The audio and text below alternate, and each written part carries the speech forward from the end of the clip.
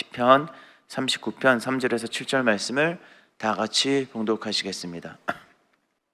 내 마음이 내 속에서 뜨거워서 작은 소리로 읊조릴 때 불이 붙으니 나의 혀로 말하기를 야훼여 나의 종말과 연한이 언제까지인지 알게 하사 내가 나의 연약함을 알게 하소서.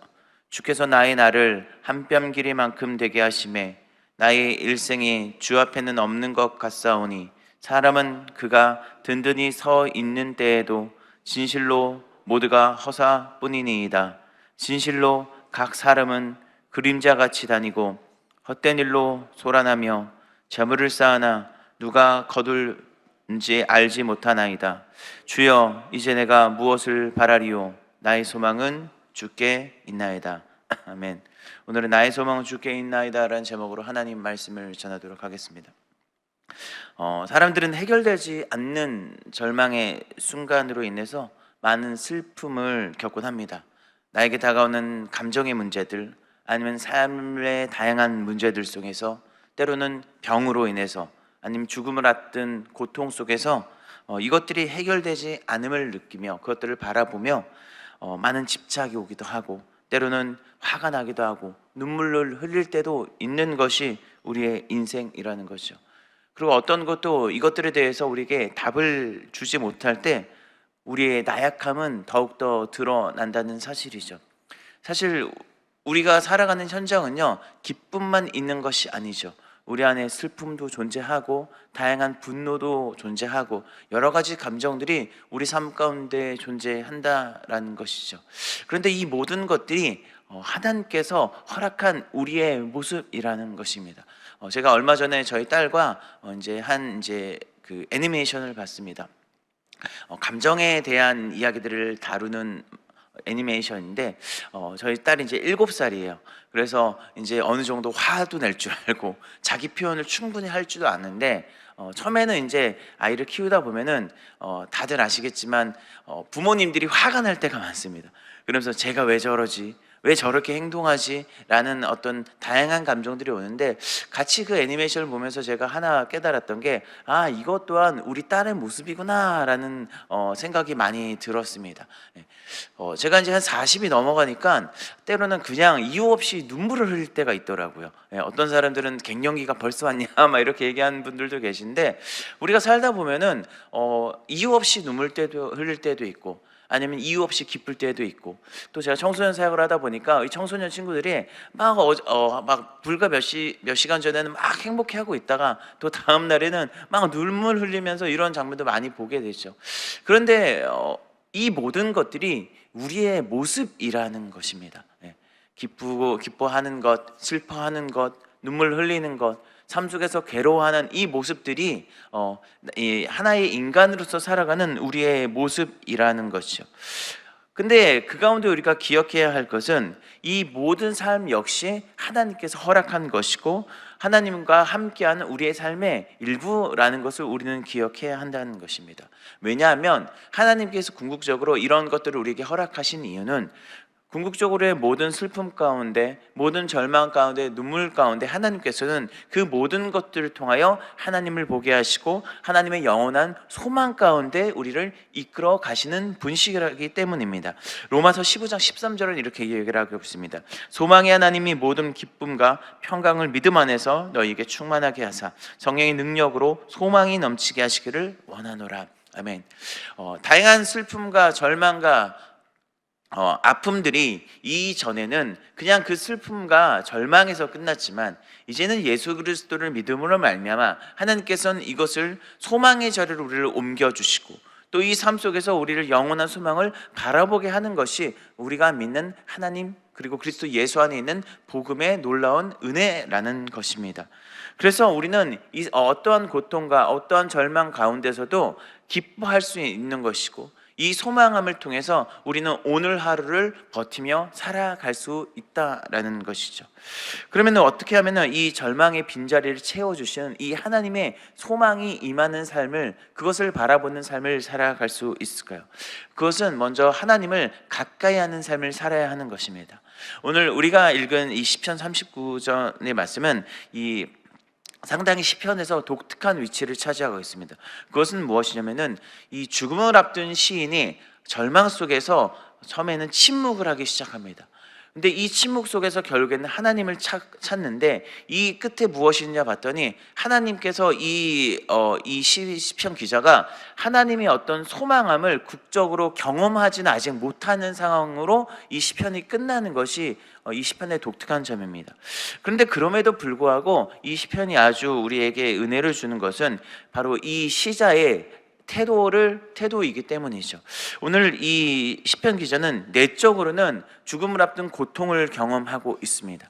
그런데 또 외적으로는 질병까지 걸려서 이 외적 내적으로 모두 너무나도 어렵고 절망의 상황 가운데 있다라는 것이죠. 단순히 질병에 걸린 것에서 끝나는 것이 아니라 이 질병으로 말미암아 느껴지는 많은 소외감들, 그리고 좌절감들은 이 시편 기자를 내면으로서 그리고 외적으로서 너무나도 힘들게 하고 있다라는 것이죠. 그래서 어떠한 사람들은 이 계속되는 반복되는 절규와 그리고 인생의 헛됨을 얘기하는 이 다윗의 이야기를 통해서 어떤 사람들은 이것이 전도서의 시편이다라고 하기도 합니다. 왜? 그만큼 인생이 너무나도 힘들고 허무하고 절망적인 것을 이야기하고 있기 때문이죠. 그런데 이 시편 기자는 39장 1절에서 2절을 보면은 그럼에도 불구하고 이 절망 속에서 의도적으로 침묵을 하기 시작을 합니다. 왜 침묵을 하는지 봤더니 그가 그 입술을 통해서 먼저 죄를 짓지 않기 원했기 때문이에요. 많은 절망 속에서 이 입술이 너무나도 힘들지만 이 입술에서 죄를 짓지 않기에 계속해서 그는 침묵을 하기 시작을 하는데, 그가 이 모든 침묵을 깨고 처음으로 입술을 연 것이 무엇이냐? 우리가 바로 읽은 오늘 이 시편 39편 3절에서 7절 말씀이에요. 오늘 보니까 그 시인이 뭐라고 이야기하냐 봤더니 모든 침묵을 깨고 야훼여라고 하나님께 부르짖기 시작했다라는 거예요. 그 모든 고통 속에서, 모든 어려움 속에서, 모든 침묵 속에서, 삶의 절망 속에서 아무 이야기하지 못하는 이 시편 기자, 이 다윗이 가장 먼저 입술을 연 것이 무엇이다? 야훼여라고 하나님을 찾았다라는 거죠. 하나님께 부르짖었다라는 거죠. 이 야훼여라고 짓은 부르짖음은 바로 내가 오직 하나님만을 가까이 하겠습니다라는 신앙적 행위를 의미하고 있어요. 왜냐하면 이 시편을 보면 4절에서 6절에서 그가 인생의 무상함을 깨달았기 때문이에요. 그는 무엇을 얘기하냐 봤더니 주께서 나의 날을 한 뼘 길이만큼 되게 하셨다라고 고백을 하고 있어요. 이 한 뼘 길이는요, 이 네 손가락의 넓이를 이야기하는데 구약에서 나오는 측량에서 도량법에서 가장 짧은 것을 이야기를 하고 있어요. 즉 시편 기자가 많은 절망과 고통을 경험하고 죽음을 앞두고 보니까 자신의 인생을 돌아보니까 무엇이다? 바로 나의 인생이 너무나도 사실 짧았구나라고 이야기를 하는 것이고, 우리가 살아가는 이 인생이 이 너무나도 짧은 것처럼 한 뼘처럼 참 허무한 인생이구나라는 것을 스스로 깨달았다는 것이죠. 그런데 이 허무한 인생 속에서 그가 죽음의 끝에서 발견하는 것이 무엇이냐? 바로 하나님이었다는, 이 너무나도 허무하고 너무나도 그 절망적인 인생 속에서 그가 결국엔 이 모든 짧은 인생, 이 허무한 인생 속에서 남은 것은 무엇인가 봤더니 그것이 무엇이었다? 하나님이었다라는 것이죠. 모든 절망 속에서 사실 오직 하나님만이 남았다라고 고백을 하고 있는 것입니다. 즉 그러니까 이제 이 시편 기자는 어떻게 합니까? 야훼여, 하나님을 더욱더 찾고 하나님께 가까이 나아가는 신학적 행위를 행하고 있다라는 것이죠. 사실 인생의 허무함 속에서 우리가 발견할 수 있는 것은 무엇이냐? 바로 소망 대신 하나님을 발견하게 된다라는 것이죠. 모든 절망 속에서, 이 짧은 인생, 허무한 인생 속에서 결국엔 남는 것은 무엇이다? 성경에서 말하는 것은 우리 하나님밖에 없음을 성경은 고백하고 있는 것입니다. 그는 하나님을 가까이 하며 오직 소망이 하나님께 있음을 고백하는 것이죠. 비관적 자세가 아니 이제는 그 마음이 점점 하나님을 가까이 하는, 하나님의 소망을 바라보고 하나님께 기도하는 삶으로 그가 변화되고 있음을 성경은 이야기를 하고 있습니다. 한 조사에서 남녀의 진정한 친구의 기준이 무엇인가라는 질문을 하나 본 적이 있습니다. 사실 우리가 살아가면서 진정한 친구 한두 명을 만나도 그죠? 인생에서 성공했다라고 얘기를 합니다. 그런데 남자가 생각하는 진정한 친구의 기준이 무엇인지 봤더니 가장 많이 보았던 것이 편히 볼 수 있는가였다라는 거예요. 내가 진정한 친구라고 생각하는 사람이 가장 1순위가 무엇이다? 편히 볼 수 있는가.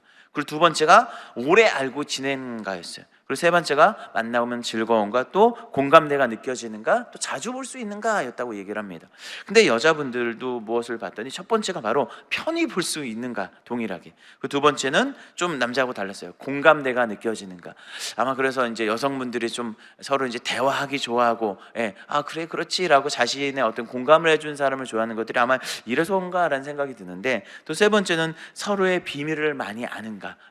그래서 보면은 이제 청소년들 특히 보면은 이제 중학교 고등학교 되면은 이제 비밀 일기장 많이 쓰거든요. 비밀 일기장. 그러니까 그만큼 나의 비밀에 대해서 얼마나 알고 있는가에 대해서 친밀함을 느낀다고 하더라고요. 그리고 자주 볼 수 있는가, 오래 알고 지내는가. 동일하게 방금 말씀드린 것처럼 동일하게 이야기하는 것이 무엇이냐, 바로 공통 1위가 내가 편히 볼 수 있는가였어요. 사실 편히 본다는 것은 자신의 속마음을 드러낼 수 있는 친구를 이야기를 하죠.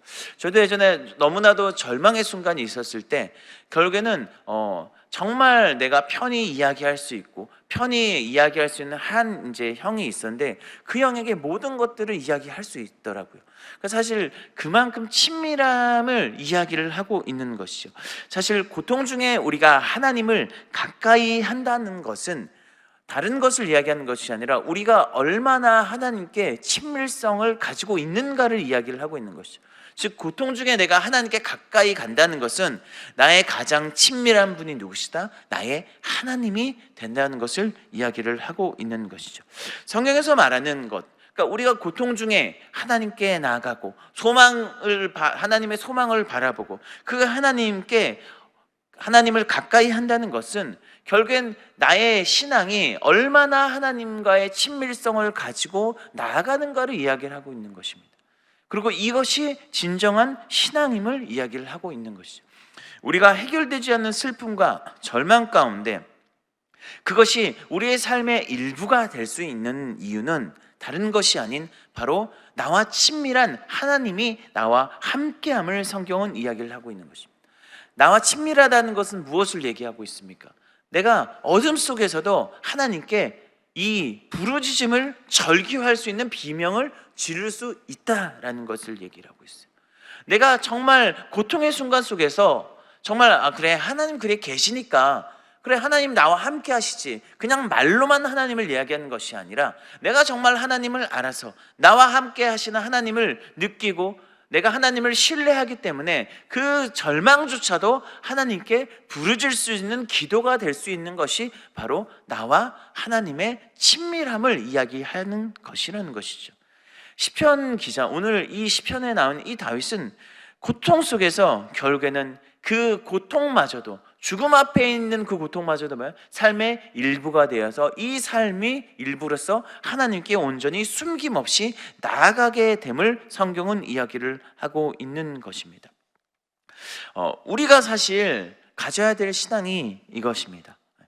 우리가 하나님께 그냥 하나님을 알고 그냥 듣는 하나님이 아니라 나의 하나님이 되어야 하는 것이 바로 성경에선 우리가 하나님을 가까이 하는 삶이라고 얘기를 하고 있죠.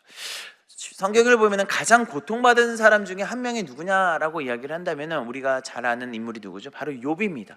근데 이 욥의 이야기의 끝을 보면은 그가 많은 고통을 겪고, 그리고 그가 친하다는 친구들에게도 사실 공감도 받지 못하고 그 수많은 고통 속에서 나아갈 때 그 욥기의 끝에 그 신앙 고백이 뭐였죠? 그가 내가 주께 대하여 귀로만 들었었는데 이제는 내가 눈으로 주를 배웠습니다 라고 고백하면서 내가 눈으로 주를 배우니까 내 스스로 틀끌과 제 가운데 하나님께 회개합니다 라는 고백을 하는 것이 이 욥기의 끝의 이야기입니다.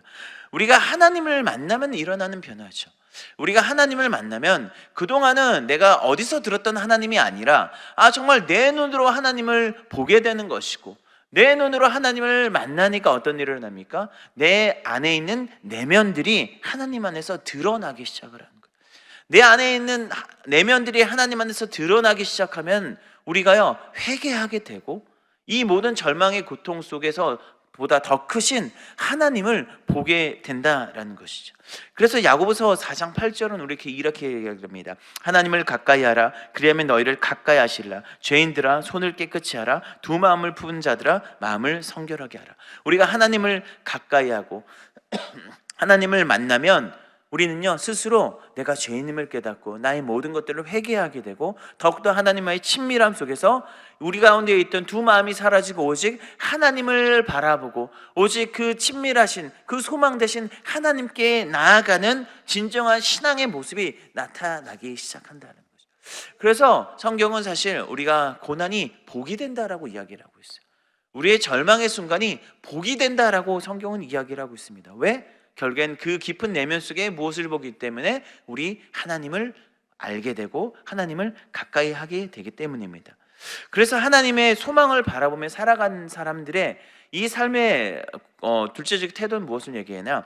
그것은 바로 우리가 하나님을 아는 것이 결국엔 하나님을 가까이 하는 삶이고 하나님의 소망을 보게 되는 삶이라고 성경은 이야기를 하고 있습니다. 우리가 하나님을 알게 되면 오직 소망의 하나님이 우리의 절망의 빈자리를 채워주십니다.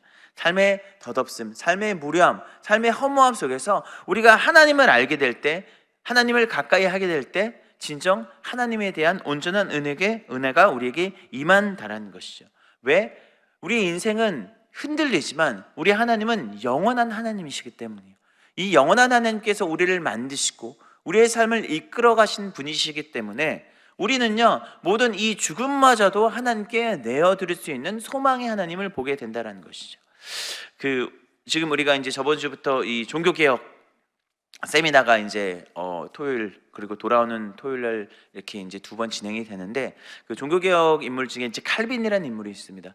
기독교 역사에 있어서 가장 중요한 인물 중에 한데, 그 칼빈의 기독교 이야기를 보면은 하나님을 아는 지식에 대해서 이야기를 했는데, 우리가 하나님을 어떻게 알 수 있느냐 했을 때 두 가지를 얘기합니다. 바로 특별 계신 성경과 일반 계신 자연적으로 하나님을 알게 하는 방법들이 있는데, 이 결국엔 우리가 하나님을 아는 것은 내가 하나님을 아는 지식과 그리고 자신을 아는 지식을 통해서 우리는 하나님을 만난다라고 칼빈은 이야기를 하고 있어요. 왜? 하나님은 우리의 창조주 되시고 우리는 피조물이기 때문에 결국엔 우리가 하나님을 알게 되는 것은 이 모든 하나님을 아는 것과 내 자신을 아는 것으로 말미암아 하나님의 그 지혜의 근본이 그것이 된다라고 칼빈은 이야기를 하고 있습니다. 하나님은 온 세상을 창조하셨기에 경배받으실 만한 분이시고 우리는 한없이 보잘것없는 피조물이기 때문에, 부패한 피조물이기 때문에 이 칼빈은 이 하나님을 아는 것과 나를 아는 것이 결국엔 하나님을 아는 지식으로서 서로 얽혀 있다라고 얘기를 하고 있어요. 이 말은 무엇이냐면은 내가 하나님을 알게 되면 나의 온전한 모습을 알게 되는 것이고, 또 나의 내면 깊은 것을 알게 되면 내면 그 깊은 속에서 누가 보이느냐? 하나님이 보이기 시작한다는 것을 말을 하고 있는 것이죠.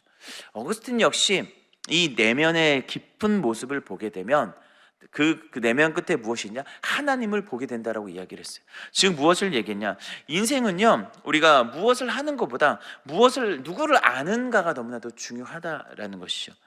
결국엔 이 시편 기자는 절망 속에서 하나님을 찾고 하나님을 가까이 하고 어떻게 하나님을 알기 시작을 했다는 거예요. 그 내면의 깊은 절망 속에서 결국엔 무엇을 보았다? 결국엔 이 고통마저도 하나님께서 아시고 내 삶을 이끌어가는 분이시구나라고 그가 고백하기 시작을 했다는 거죠. 이러한 삶의 깊은 내면의 모습은요 결국엔 무엇을 보게 되냐?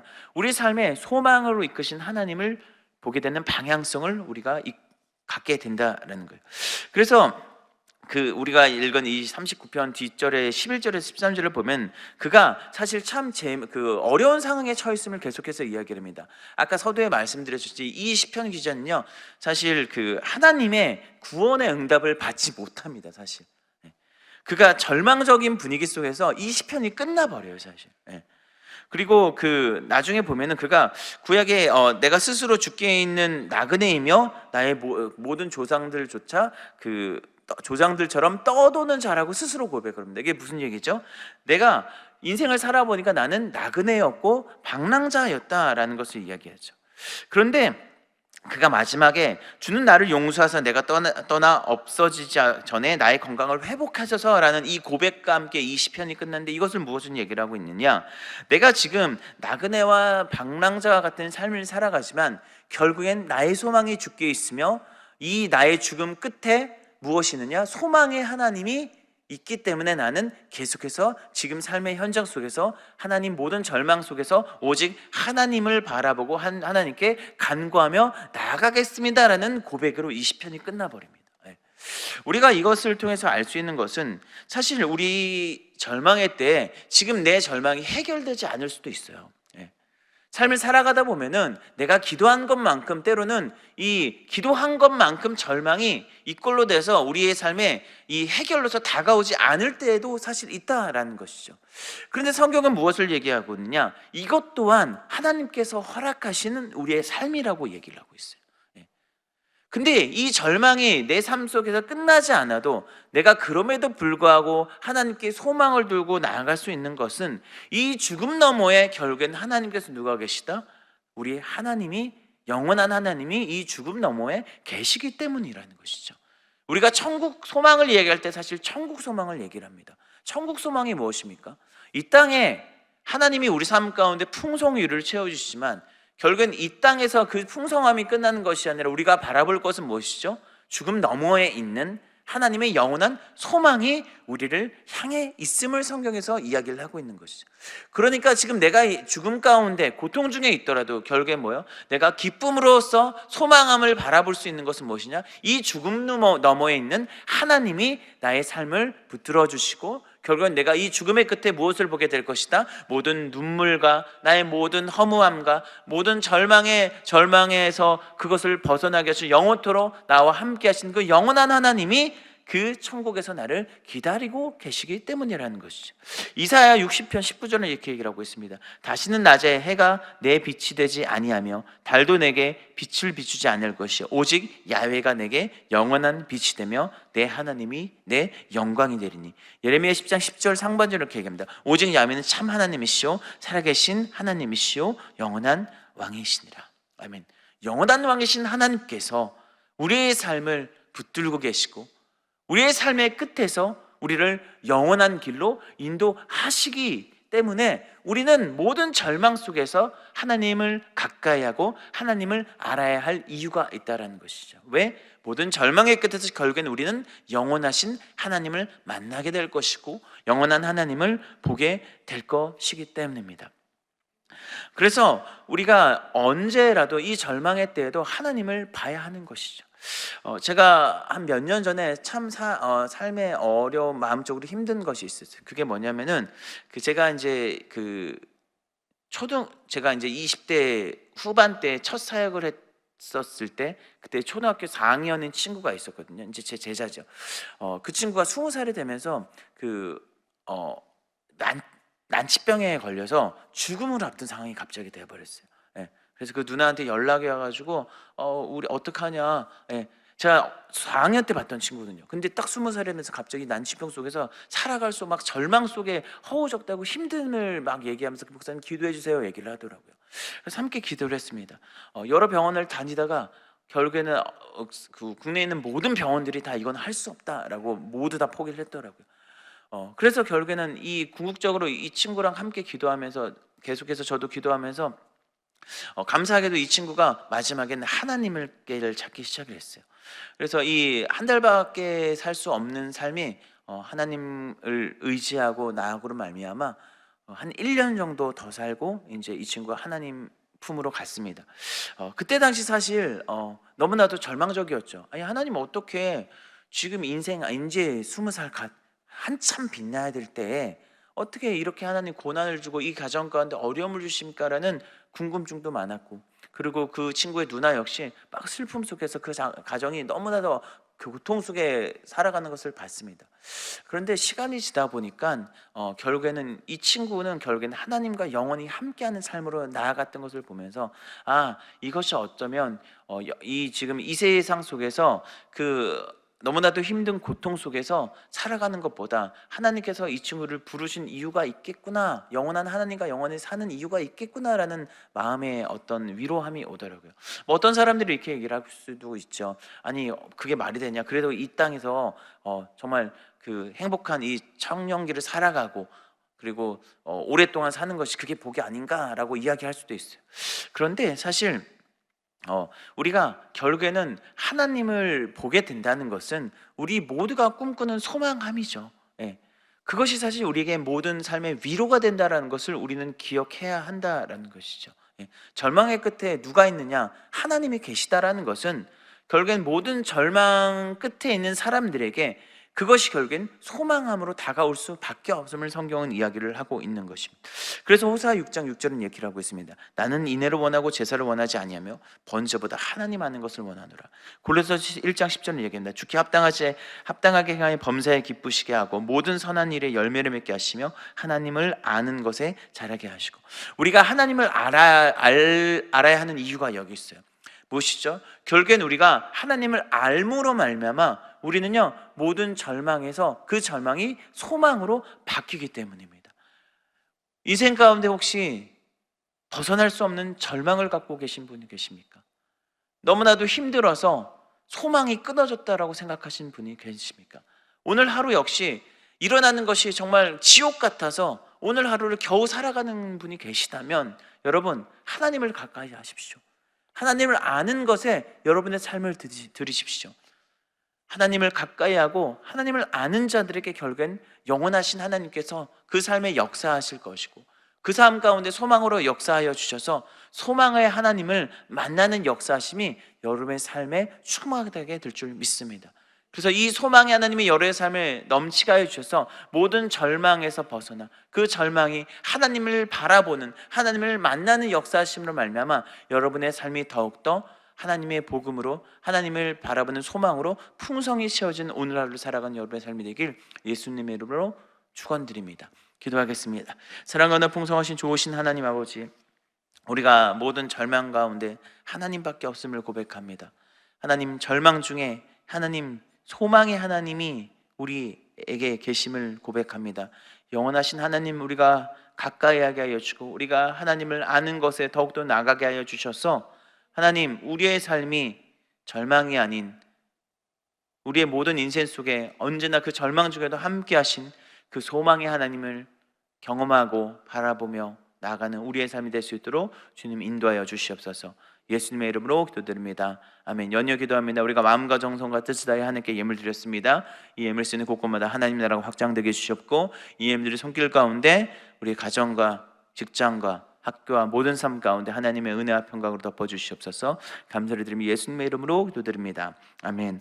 하늘에 계신 우리 아버지여, 이름이 거룩히 여김을 받으시오며 나라가 임하시오며 뜻이 하늘에서 이루어진 것까지 땅에서 이루어지이다.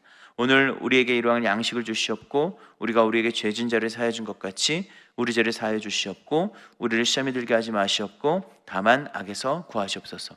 나라와 권세와 영광이 아버지께 영원히 쌓옵나이다. 아멘. 할렐루야. 하나님께 감사와 영광 박수 올리겠습니다. 우리 함께 기도하기를 원합니다. 나라와 민족을 위해서, 그리고 여의도 순복음교회와 이용 대표 총회장님의 사역을 위해서, 여의도 순복음 분당교회가 황선욱 담임 목사님을 위해서, 선교사님 사역과 가정을 위해서, 주의 종들을 위해서, 재직들을 위해서, 개인의 문제와 성령 충만을 위해 우리 말씀을 생각하시면서 주여 세 번을 간절히 통성으로 기도합니다. 주여, 주여, 주여.